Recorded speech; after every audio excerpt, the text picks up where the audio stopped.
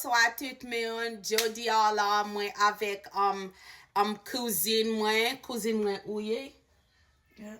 Li cousine moi qui moun ki maman ou? Donald Trump. Qui moun? Donald Trump ki maman ou? Oh, belle. Qui sa ki nan men ou la? Ba mwen wel. Ça est chat. Ça son chat. Mettez chat la à terre pour les camper. Oh, chat la belle. Chat comment really? Li parle? Qui ça li dit? Li dit, ça qui passe, na boule. Oh, ou parle pour moi tande ou? Di li on bagay pour li di moi. Bonjour. Ou di Légumes. bonjour légumes. Légumes li really? Oh, Li dit bonne nuit. ou di bonne nuit tout légumes? Oh, li comment ça sou li a really? Ça si sou li a.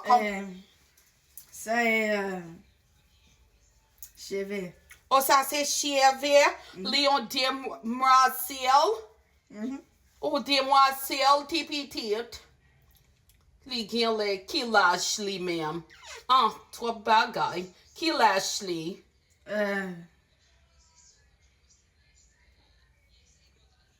My moulin. Oh, lâche yo ma moule. Manze gen le besoin yon prier. Dit l'Éternel bonsoir. Mais bon, on l'a li mene moins bon moins légumes. Ça c'est légumes ou dit li really? Et puis li gen le belle. Li gen rod.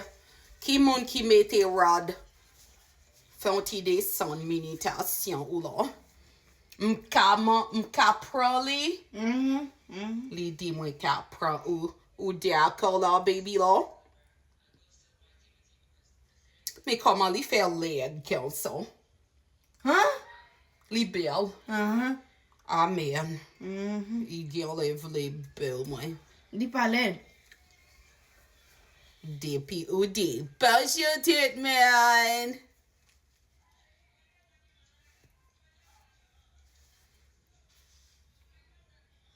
Li semble ave ou en pile.